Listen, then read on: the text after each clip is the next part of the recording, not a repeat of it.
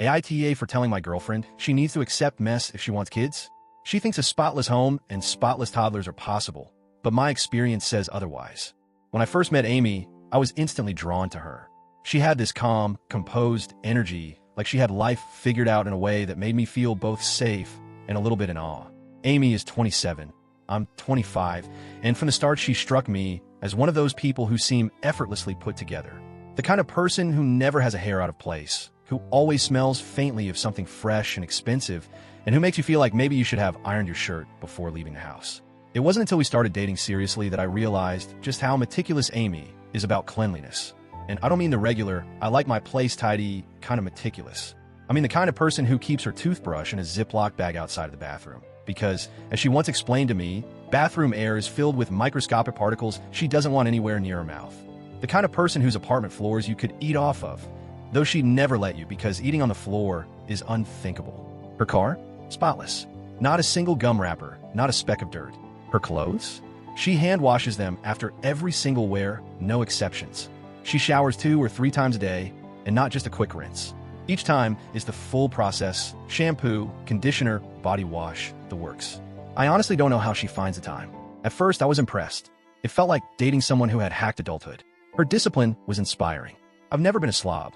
You won't find moldy pizza boxes or week-old dishes at my place. But I'm not exactly in the clean room league, which, funnily enough, is literally where Amy works. She's in the tech field, dealing with delicate computer chips, and the environment she works in has stricter cleanliness standards than a hospital operating room. The thing is, her lifestyle bled into every corner of our relationship. If I left a water glass on the coffee table, she'd put it in the dishwasher within 5 minutes. If I hung my hoodie on a chair instead of in the closet, she'd quietly relocate it. It wasn't mean-spirited, it's just who she is. And I didn't mind at first. I even started picking up some of her habits, wiping down counters more often, doing laundry more promptly. I told myself, hey, a little more cleanliness never hurt anyone. But recently, we've been having more conversations about the future. You know, the big stuff. Marriage, moving in together, starting a family. And that's where things started to get complicated. Amy wants kids. She's wanted kids for as long as she can remember. She talks about them with this dreamy expression, like she can already picture the little outfits, the bedtime stories, the perfect family photos. And I want kids too. I've always imagined myself as a mom. But there's a detail that's been nagging at me, and it's one I can't just brush aside. You see, Amy has never actually been around little kids. Not really.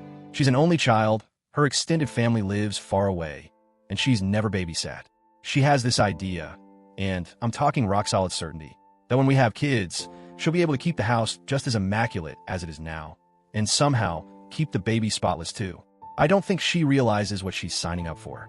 I grew up in a completely different reality. I'm the oldest of 4 kids and the oldest cousin in a family of 9. My childhood was filled with diaper changes, spilled juice, crayons on the walls, and inexplicable sticky handprints on every surface. I started babysitting at 10 years old, not just my siblings but neighbors' kids too.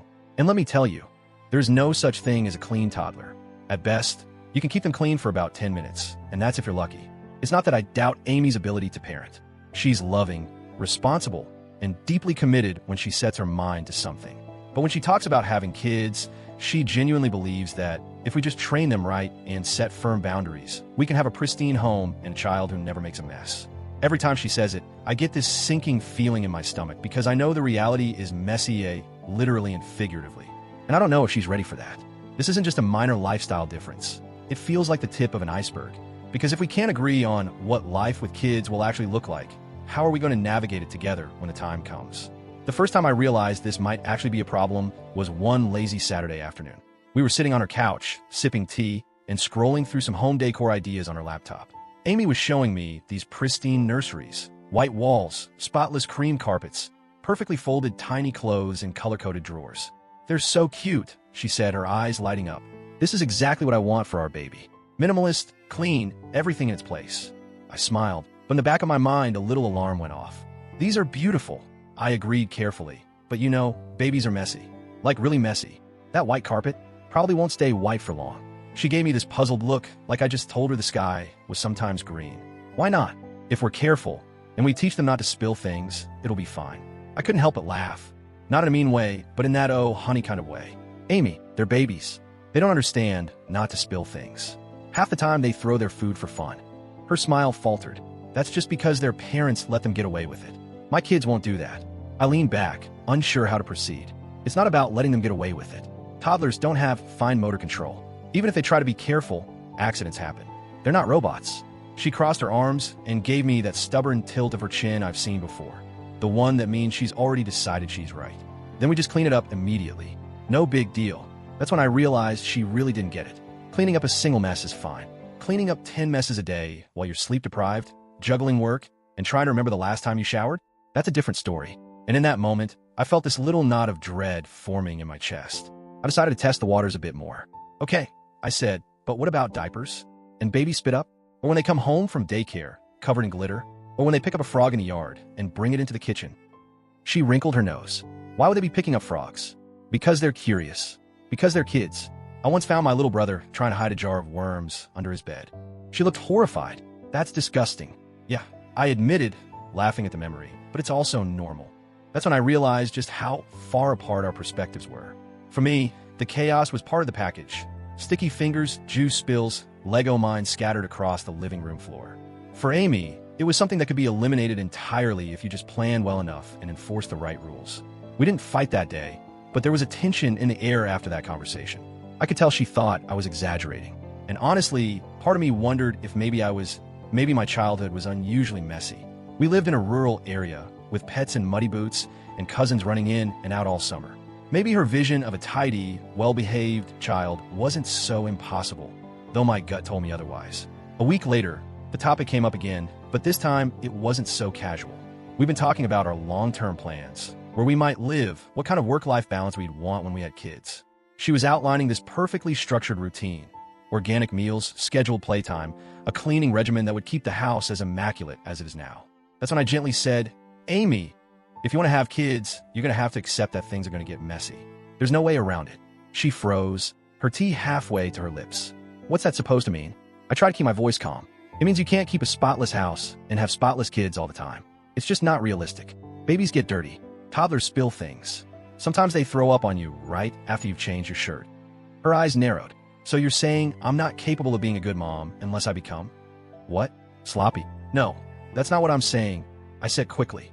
I'm saying that part of parenting is letting go of some control. It's not about being sloppy. It's about accepting that messes happen, and it's not the end of the world. Her lips pressed into a thin line. Sounds to me like you're just looking for excuses not to have kids with me. That stung. I told her that wasn't true at all, but the more we went back and forth, the more defensive she became. Eventually, she accused me of trying to guilt her into lowering her standards, and I accused her, maybe unfairly, of having no idea what raising a child is actually like. By the end of the night, what started as a conversation about our future had turned into a quiet, simmering standoff. And I went to bed wondering if this was just an early disagreement or a sign of something bigger we need to face down the road. The third time this conversation came up, it wasn't planned. It wasn't one of those calm, sit-down talks about the future. It happened in the middle of making dinner, which, in hindsight, is probably the worst time to bring up anything even remotely controversial. I was chopping vegetables while Amy was rinsing some dishes, and I don't even remember what triggered it. Maybe it was me spilling a bit of water on the counter. Maybe it was her wiping down the cutting board while I was still using it. Either way, something small cracked the thin layer of civility we'd been maintaining. Amy, I started, trying to keep my tone light. You know you're not going to be able to sanitize every surface the second it gets dirty when we have kids, right? She didn't look up from the sink. Why not? I set the knife down. Because you'll be holding the baby, or feeding them, or changing them. Or, she turned, dish towel in hand, eyebrows drawn together. Or I'll be teaching them not to make the mess in the first place. That familiar knot in my stomach tightened. You can't teach a 6-month-old not to spit up. You can't teach a 2-year-old perfect table manners. Their brains literally don't work that way yet. Her jaw tightened. So what? We just let them run wild and destroy the house.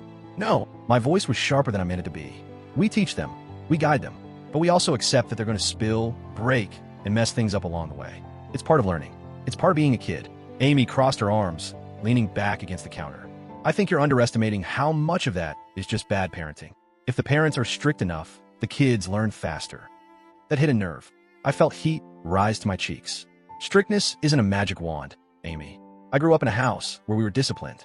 We had rules, but you can't discipline a toddler out of falling over with a cup of juice in their hand. She gave a short, almost dismissive laugh. Maybe your family just didn't try hard enough. That one stung more than I expected. My family did the best they could. We weren't perfect, but we loved each other and we learned. And yes, The house was sometimes messy, but we weren't filthy or neglectful. It was just life with kids. The air between us felt heavier with every sentence. She shook her head. I'm not going to live in a place where there's jam on the walls or dirt on the floor. I took a deep breath, trying to calm down. You can clean the jam off the walls, Amy. You can sweep the dirt. But if you're going to be devastated every time something isn't perfect, you're going to make yourself miserable. And probably everyone else too. Her voice dropped, quieter but sharper. So what are you saying? That I'm too uptight to be a mother? That I'd be a bad mom? I froze because I knew whatever I said next mattered. No, I said carefully. I think you'd be a great mom. I think you'd be loving and smart and protective. But I also think you drive yourself crazy trying to make everything flawless. And kids aren't flawless. They're beautiful, messy chaos. She didn't respond right away. She just stood there, staring at me, the silence stretching until it felt unbearable. Finally, she said, "You just don't want to try. You're already making excuses for a mess that doesn't even exist yet." That was when I realized we weren't just talking about cleanliness. We were talking about control, about expectations, about whether we could actually agree on what parenting would look like. The rest of the night was tense. We finished cooking in near silence, ate with the TV on as background noise, and went to bed without touching. I lay awake, staring at the ceiling, replaying the conversation over and over. Part of me wanted to believe this was just a growing pain in our relationship, that once we actually had kids, she'd see for herself and adjust. But another part of me worried that maybe she wouldn't adjust at all, that maybe she'd resent the mess, resent me, and maybe even resent the kids for not living up to her vision. And that thought scared me more than I wanted to admit. After that night, the argument replayed in my head like a stuck record. Every line, every expression, every moment where I could have chosen my words differently, it looped over and over. And the more I thought about it, the more I started to question myself. What if Amy was right? What if I was using my past experiences as an excuse to set the bar lower? I grew up in a rural, lower-income family. We had animals in the yard, muddy boots in the hallway, and cousins running in and out of the house without wiping their feet. There were days when the kitchen counter wasn't spotless, when the laundry piled up, when the dog tracked in half the backyard. It wasn't unhygienic, but it definitely wasn't pristine. That was my normal. And maybe, just maybe, I convinced myself that kind of mess was inevitable because it was all I knew. I tried to imagine what it would be like to raise kids in a place like Amy envisions, where the floors shine, the toys are put away immediately after playtime, and there's no sticky fingerprint on any surface. Was that even possible? And if it was, wouldn't that be better? Healthier? More organized? The trouble was, I'd seen what toddlers were like up close. I'd spoon-fed them applesauce only to have them sneeze directly into it. I'd watch my little brother pour an entire bottle of bubble bath into the washing machine to make it smell nice. I'd mopped up chocolate milk from the carpet, the couch, and, inexplicably, the ceiling. These weren't the products of bad parenting. They were the products of being 2 years old and curious about the world. Still, Amy wasn't wrong about some things. I knew families who managed to keep their homes cleaner than mine growing up. I'd babysat for parents who didn't have sticky handprints on their walls or dried Play-Doh embedded in the carpet. Maybe they had been stricter. Maybe they'd set better boundaries. Maybe they'd worked harder at keeping up with the chaos instead of accepting it. That thought started to gnaw at me. Because if it was possible, and I just wasn't willing to put in that kind of effort, what did that say about me? Would it make me lazy? Would that make me a bad parent before I even became one? I didn't bring it up to Amy right away. We were both still a little raw from the last argument. But I found myself looking at my own habits more closely. Leaving my shoes by the door instead of putting them away, that could be cleaner. Leaving a mug in the sink instead of rinsing it right away, that could be avoided. And I wondered, if I could change these small things, could I also adapt to her standard when it came to kids? But then the other voice in my head kicked in, the one that wasn't interested in self-blame. That voice reminded me that parenthood isn't a Pinterest board. It's sleepless nights, sticky kisses, meltdowns in grocery store aisles. It's loving a tiny human so much you'd do anything for them, even if it means living with some crumbs on the couch cushions. That voice told me to try to control every speck of dust, every drop of grape juice, wasn't just exhausting, it could make everyone in the house feel tense like they were walking on eggshells. And I knew from experience that growing up in a home where mistakes weren't allowed wasn't healthy, either. So there I was stuck between two truths. On one hand, Amy's desire for cleanliness comes from a place of care, structure, and wanting the best environment for her children. On the other, my reality tells me that too much control will only lead to frustration, and kids don't thrive under constant pressure to be perfect. The scary part was, I couldn't figure out which one of us was more willing to bend. Would I step up my cleaning game to match hers? Or would she learn to relax and embrace the mess that comes with family life? The answer mattered, maybe more than either of us wanted to admit. Because this wasn't just about crumbs or fingerprints. It was about whether we could build a shared vision of our future, or if our ideas were just too far apart. And every time I pictured us with a baby in the house, I wasn't sure if I was imagining a happy family or the beginning of a constant tug-of-war over what home should look like. The last time we really talked about it, was a Sunday morning. The sun was streaming through the windows, the coffee was fresh, and I thought maybe, just maybe, we could have a calm conversation without it turning into a battlefield. I've been carrying all these thoughts around for weeks, replaying our arguments, replaying my doubts. I didn't want this to be a fight anymore. I wanted us to actually understand each other. So I said, Amy, can we talk about the kids thing again? She looked up from her tablet, wary but not closed off. If you want. I took a deep breath. I know I came off like I was dismissing your standards. I wasn't trying to do that. I respect how much you care about cleanliness. It's one of the things I admire about you. But I also need to be honest about what I've seen raising kids. I think we're picturing two very different realities, and I don't know how to bridge that gap without talking about it openly. Her expression softened a little, but she stayed quiet, so I kept going. I grew up in a world where mess was just part of life. And I know not every home is like that. I've seen people keep things cleaner than my family did. But kids, no matter how well you raise them, aren't perfect. They're learning. They spill things, they make mistakes, they touch everything. And if we expect them to live in a space where they can never make a mess, I'm worried that's going to make life stressful for them and for us. Amy set her tablet down, and I think you're underestimating how much structure and discipline can shape a child's behavior. I'm not saying they'll never spill anything, but I believe we can minimize the chaos. I believe we can teach them to respect their environment early on. I don't want to feel like I'm living in a disaster zone for the first 5 years of their life. I nodded. I get that. I don't want to live in chaos either. But what happens the first time our toddler draws on the wall with crayons? Do we treat it like a catastrophic failure? Or do we treat it like being a kid? Her jaw tightened just slightly. I don't want to normalize bad habits. And I don't want to create an environment where our kids feel afraid to make mistakes, I said. That was the moment I realized something important. Neither of us was wrong. We were just standing on opposite ends of a very wide bridge, each convinced our side had the better view. We didn't find a magical solution that morning. We didn't shake hands and agree that one of us would bend completely to the other's way. What we did agree on for now was that we both wanted the same core thing, a loving, safe home for our future kids. The disagreement was about what that looked like in practice. And maybe I thought the truth would end up being somewhere in the middle.